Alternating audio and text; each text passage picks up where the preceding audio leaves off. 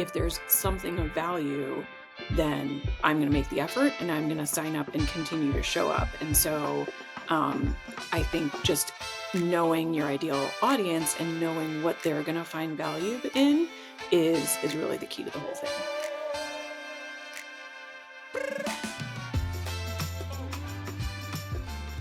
I am a sucker for a good story, or at least I should say an interesting story. And a couple weeks ago, I was in Chicago, one of my favorite food cities in the entire world. And met an agent when I was doing a marketing presentation who had some seriously cool ideas when it comes to events. And a lot of the ideas were similar to the kinds of things I talk about, but she talked about them in such a greater level of detail than I had ever thought about. So I had to have her on the show. So Meg Daday, welcome to the show today. Keller Williams, Chicagoland. I'm so excited to have you. Hey, Matt, thanks so much for having me. I'm so excited to be here.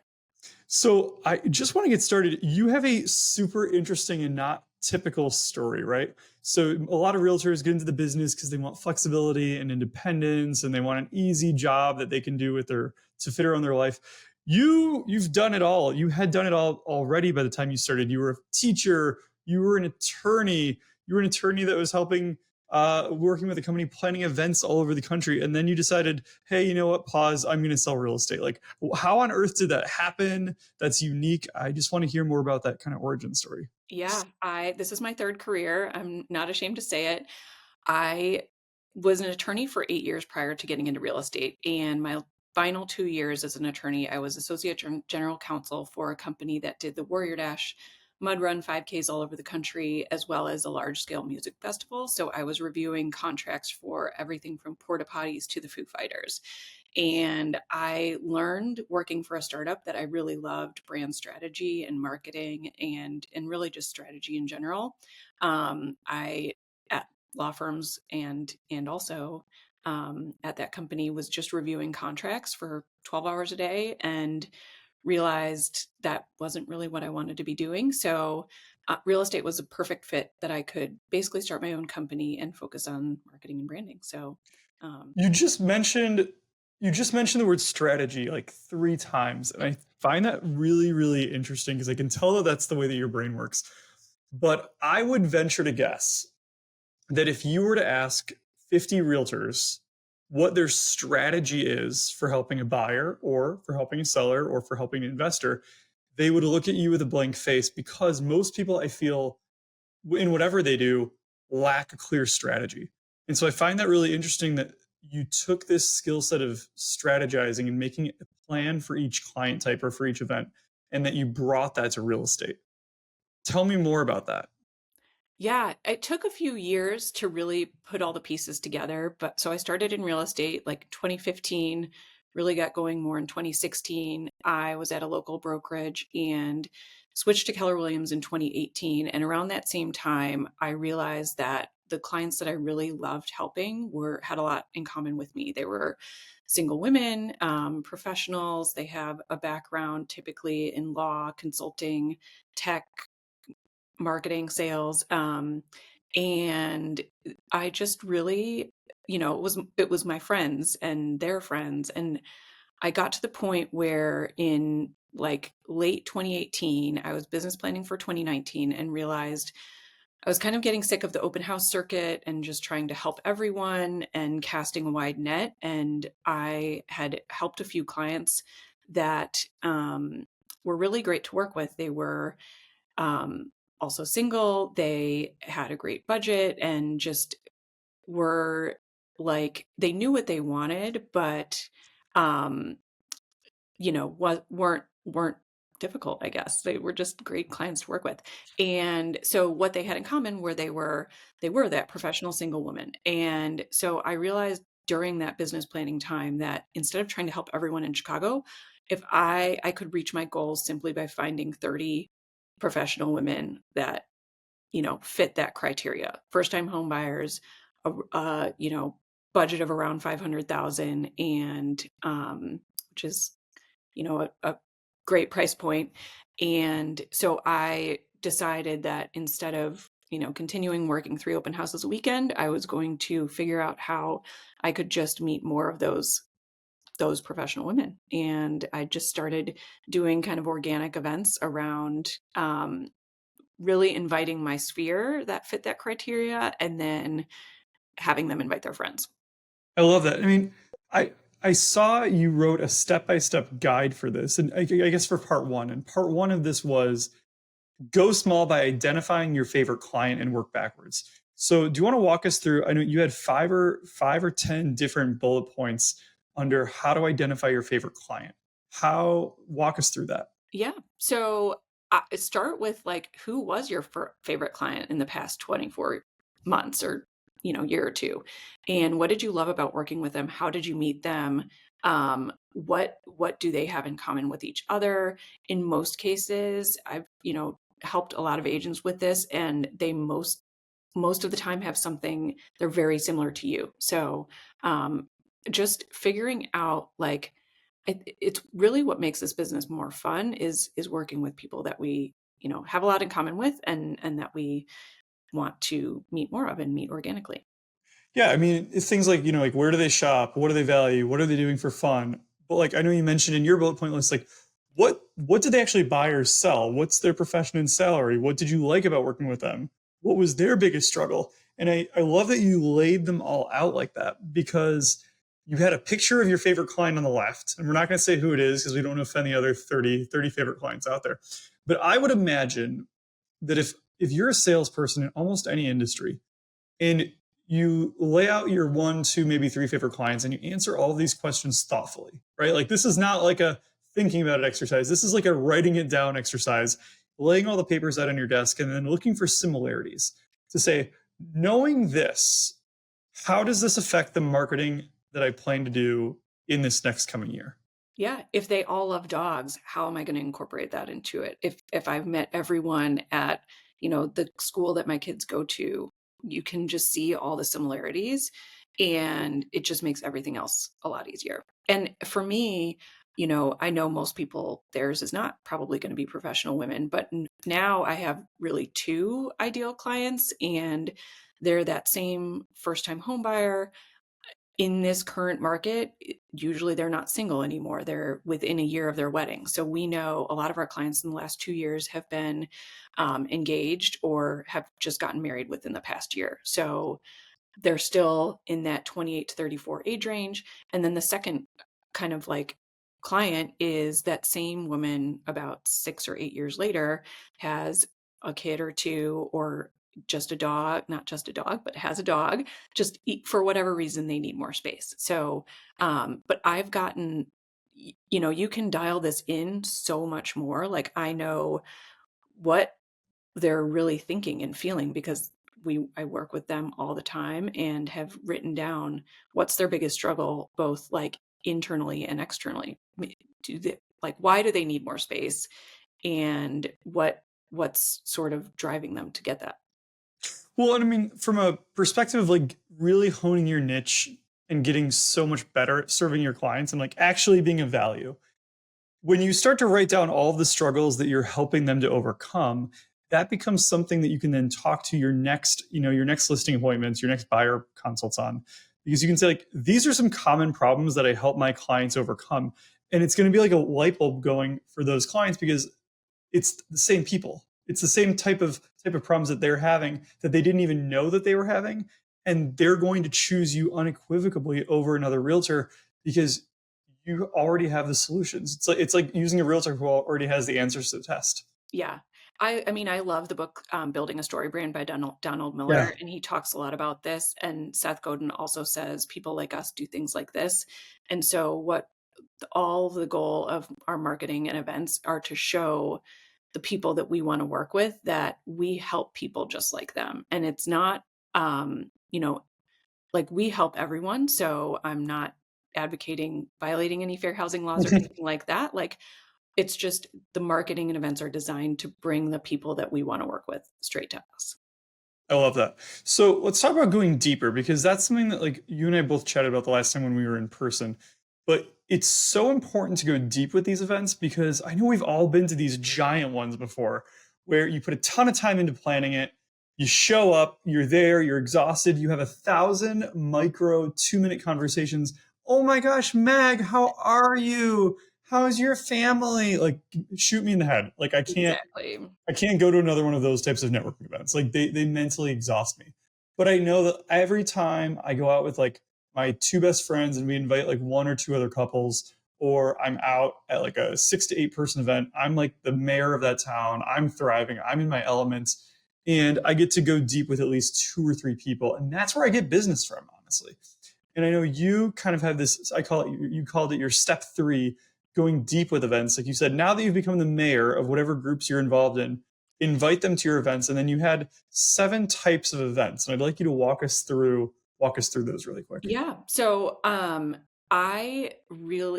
an introverted extrovert, or extroverted introvert, I should say. So I have thrown those 100-person events. I can go to those and they're great, but I really prefer the smaller, more intimate gatherings. So I think there's about 6 different types of events. Strategic socializing, which is exactly what you said, like couples night with, 4 other people, two other couples or 3 other couples.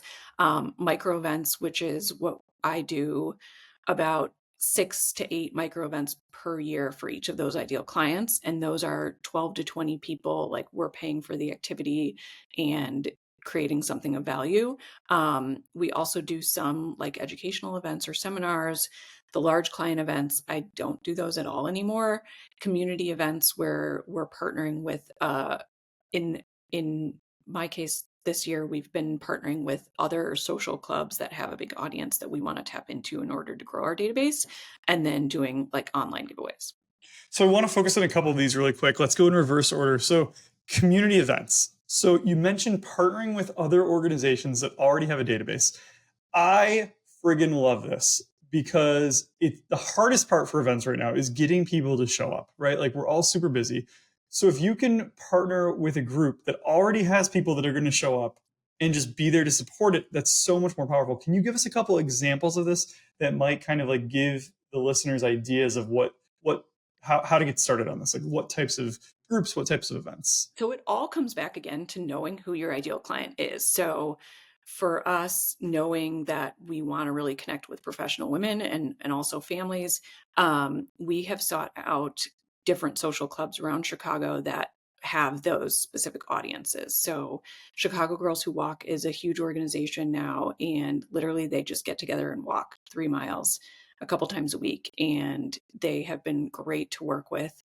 They have, just really fun events that are free, and it's honestly just like walking around different neighborhoods.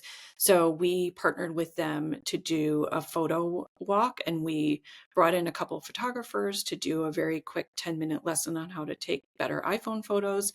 And we had everyone register for that. So Chicago Girls Who Walk promoted our Eventbrite link to their audience. So we collected all of the registrations and hosted the event. We're there, in t-shirts, handing out like LaCroix, non-alcoholic drinks, and just really facilitated a great free fun event. And we So are had things like this usually like are you having to pay to sponsor it or are you just coming up with the idea letting and then kind of letting that group promote it? Like what does that look like? in that case, we didn't have to pay to sponsor it, but in a few others, we are the sponsor. So we're trying to sponsor events that have more than 50 people who fit that kind of, who fit our ideal client as their audience, and where we can get some additional, like, it needs to go beyond having my logo on a bag. I need to have Hmm. some interaction with people and have a way to get email addresses, whether we're handling the signups or doing some sort of giveaway at the event. I love like I especially love like doing events like you just said where you control the signups because then you're not like in that awkward dance of like asking them to provide you with their member information after the fact. And then the second thing I like to ask myself is like have other people sponsored events with this group in the past? And if so, what did they do and how can I 10x that? Because I have, like you said, like most people when they sponsor an event, it's like a logo on a bag or they pass out like some business cards or some knickknack that nobody wants. You have to find a way to 10x that and do something completely different that really makes you stand out. And if you can't figure out how to do that, then you need to go back to your target market and your ideal customer and say, would do it for these people. That's the key to all of it, and knowing I just was talking to an agent a few days ago where she hosted a gift wrapping, and this goes to more of the micro events, but she hosted a gift wrapping thing for moms, and it's like moms want a way to get together and, drink wine and wrap Christmas presents that's not upstairs alone in their bedroom. So, she knew that this would really appeal to her audience, and we know, that I think everyone post-COVID just wants more community and wants opportunities to get together, but everything's so expensive right now. So they want to do an activity that isn't just like one drink ticket and involves meeting new people and doing something that probably they've seen on Instagram and thought looked fun. And this gives them an opportunity to try it in a way that's very low commitment for them. I mean, my mind is like racing right now. I think like someone could literally go on Alibaba.com or on Temu or whatever the trendy site of the day is, buy 30 to 50 really cool sets of wrapping paper and find a restaurant or a bar that wants to host you. Everyone can meet up, they buy their own tab, but you're providing the wrapping paper and the community and you're organizing it. Well, Who wouldn't want to go to that? yeah, that goes to the micro events. So if we go to that one next, like there are so many opportunities now that you could just do for a small group of people and anything like that where you see a need for those moms, that it you are just the facilitator. You don't have to pay the tab all every. That's, I mean, I like, can you say that even louder a second time? Because so many people make their events crappier and watered down because of their budget. And we all have budgets. Money is tight right now. I just spent $18 on a latte in Vegas, not because I wanted to, but because I was already in line and I felt trapped. But like, you don't need to spend money, a lot of money to do a big event. You can ask people to pay for themselves and see who comes. If you're offering a really cool event that's tied to your target market, they're still going to be into it. Exactly. We're doing a pet photo event. That's our next micro event in a couple weeks. And I used to do really expensive photo events. Like my first one cost me $4,000. I had 40 families come. That was like November 2019 when I kind of like got my second ideal client of professional women who now have families. And in the next 2 years, I had, of those 40 families, 20 transactions come out of that, just either through Amazing. referrals or people doing multiple deals. So it was 400,000 in GCI from that $4,000 investment. But now the photo events are much simpler, much cheaper because I realize that it's about people want a photo. It doesn't even have to be like, they want a great photo, so the photos have to be good, but it doesn't have to be in a fancy studio or anything like that. So now Wait, are you telling me that the modern moms of today aren't looking for the J.C. Penney photos that my mom took of me when I was cute and 7 years old? I I'm can just, I'm still just kidding. picture that JC Penney photo that my mom has of us. But that's not the vibe anymore, right? Like, my wife and I paid, I think, like $200 to have a college photographer follow us around New York on vacation with our family one day. We That's didn't look at the awesome. camera almost at all. They just followed us around, and the photos were unbelievable, but just a very different vibe than, 35 years ago in the 90s. Yeah, we want the lifestyle photos and we want our pets to be part of them. So, you know, and the photo event is something of huge value that you can offer to those clients, and that it's going to appeal to a wide range of whoever your ideal client is. I think photos probably appeal to everyone, but um, now the photo events are, I think the key to a great micro event is having a free venue. So I've done them in my office.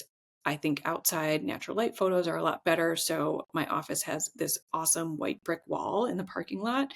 So we just get there on a Sunday, make sure that the parking lot is empty, use the white brick wall as a backdrop, bring like, I think Sunday mornings for events from like 10 to 1 are great for families because kids right now are so overscheduled that Hmm. other times don't really work that well.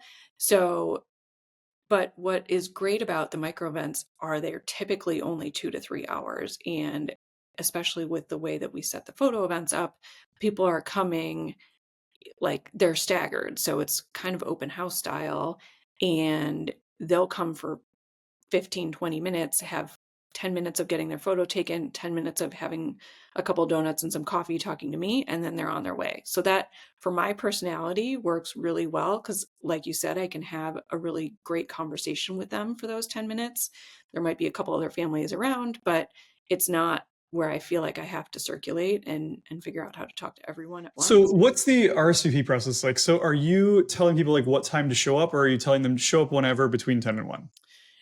For the photo events, we give them 3 different time slots. So we have about I can one photographer I think can fit in 8 families in 1 hour. So we have everyone sign up through Eventbrite because Eventbrite used to be free. Now they're charging above 25 people, but I use Eventbrite because it can I want to capture their phone number and physical address. A lot of the other like sign up sites only capture Don't do it. email. So I've stuck with Eventbrite despite the paid And it version. adds it to their calendar, which I think is huge. Because a lot of people always ask, like, why don't you just use Google Sheets?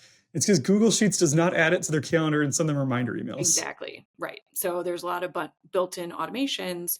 I was a solo agent for a long time, basically doing these events on my own, and I needed to like automate parts of the process to make it easier.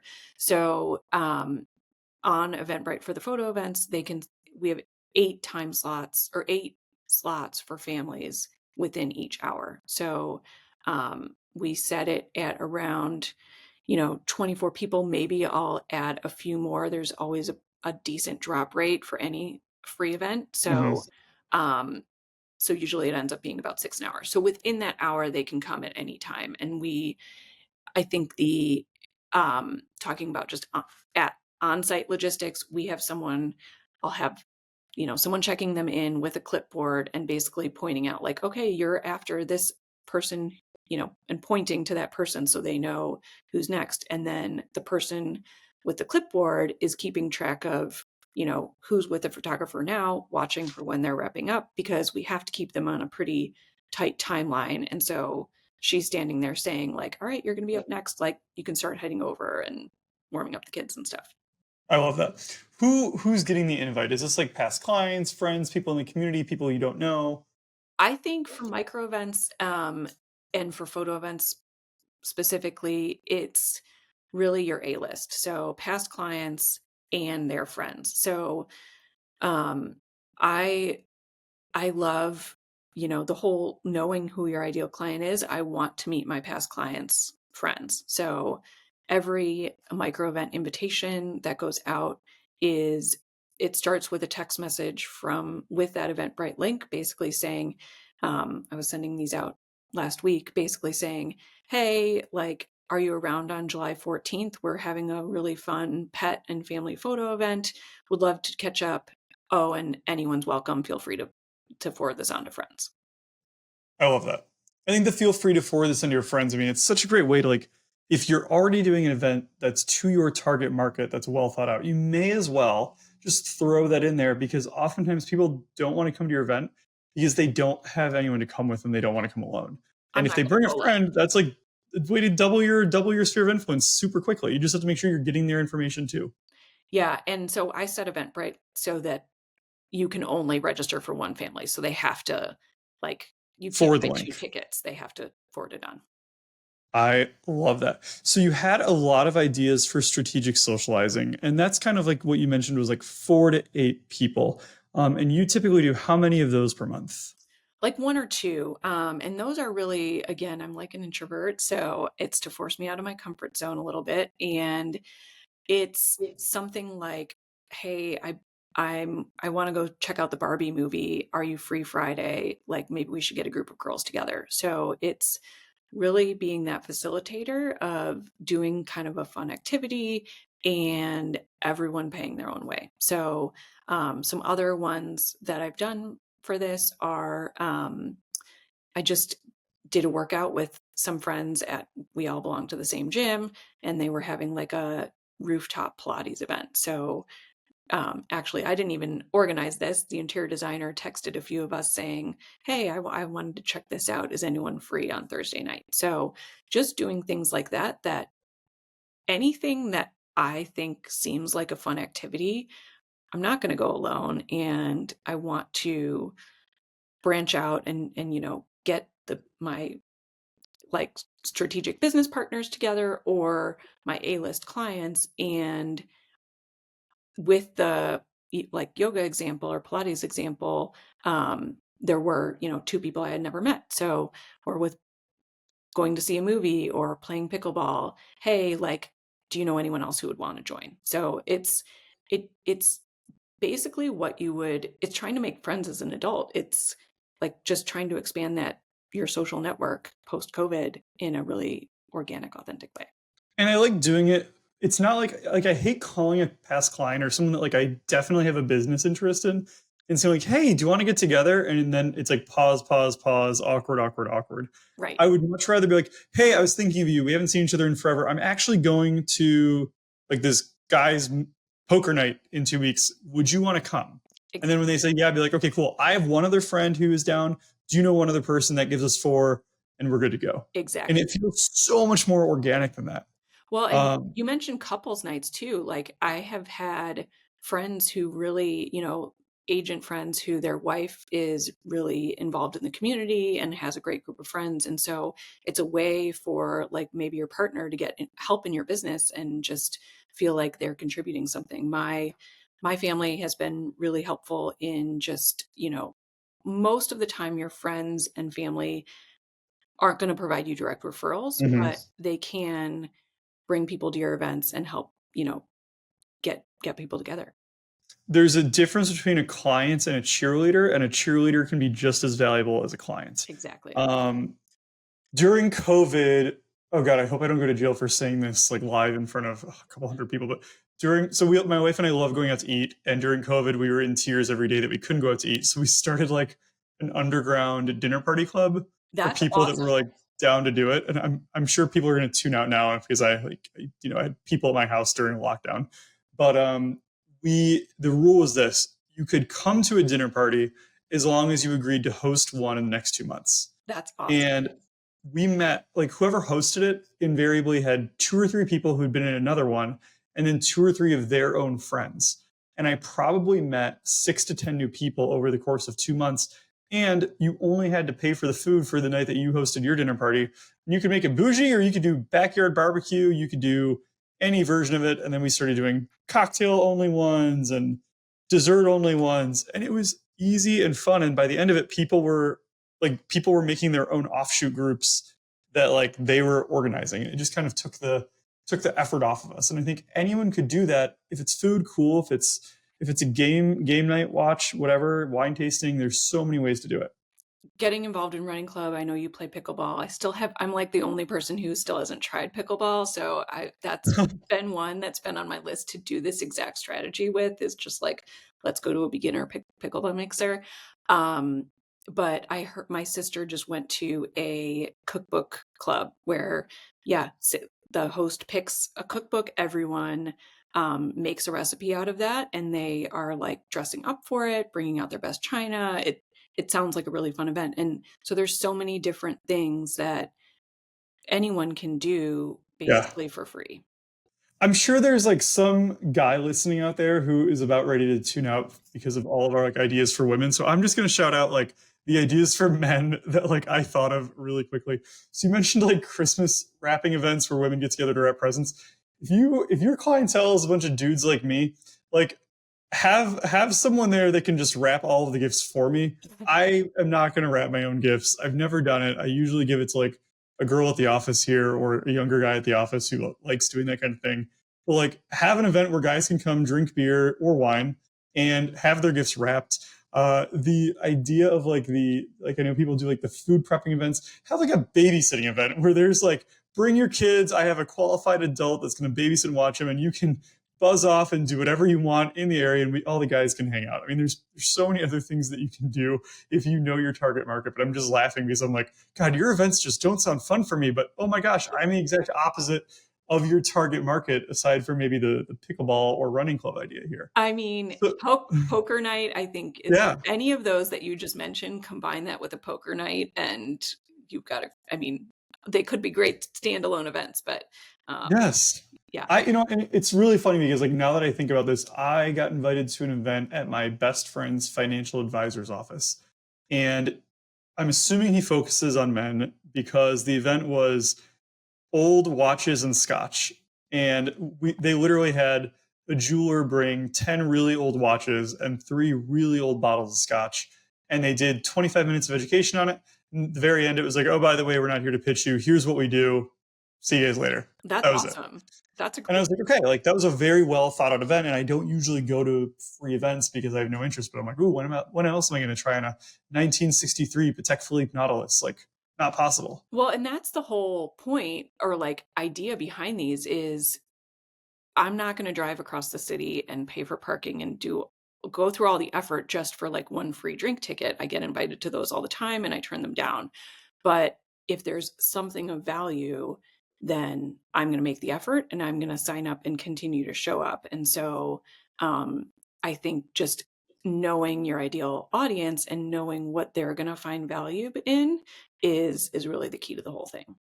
I love it. I saw an agent in my market who I thought this was genius. She hosted a mother and child, or it was probably just a parent and child, and it was a Taylor Swift movie night where she live streamed a Taylor Swift concert at like the local movie theater. That's so fun. And oh my God, she sold out in like an hour Yeah. because like no one can afford these $1,000 a piece tickets except for my wife who bought them behind my back. But I'm just kidding. Not knocking my wife on that one, but we all know they're expensive. But I mean, like, figure out something unique that like everyone in town wants to do. If you're going to do an event at a restaurant, do it at the newest restaurant that everybody wants to go to. Secure the reservation and then just fill it up. You don't even have to pay for it. Exactly. I absolutely love these. And I think when we're all thinking about cost and like how to keep costs low, it can also the experience can also be the community that you're gathering. So Mhm. some of my most like impactful and favorite events have been on my patio, which fits 10 people, and it's more about the curated group and just the conversation. So getting a group of entrepreneur like women-owned business owners to get or women business owners together, or like for a lender, getting a group of like great agents together. So I think a big key to this is I have a great lender partner who I totally believes in kind of like the event life, just like I do. And Emma Butler of Neighborhood Loans has been just really, she does this for agents. Like she'll often replicate the events that we do for like my database and my clients. She'll replicate it for agents. So any like knowing who your kind of like ideal client is, whether it's a consumer or maybe an agent is really key too. I love that. So, Meg, this has been awesome. I feel like everyone listening should at least have 2 pages of notes on everything that we just covered. But if someone wanted to get your entire guide, if an agent listening kind of wants to replicate your event ideas, I know you have this all in like a PowerPoint presentation as a guide that they could get. How could they get a hold of you to get your kind of 10-step guide? Yeah. So I teach this as a 1 hour class to different offices. They can connect with me on Instagram at Meg Chicago or Meg at Heyday, HEYDAY, homes.com. And if someone wanted to get a hold of you to refer you someone, would they just get with you with the same information? Same thing. Yeah. All of Awesome. Chicago. Well, Meg, thank you so much for being on the show today. I cannot wait to chat with you again. Thank you so much. This was awesome.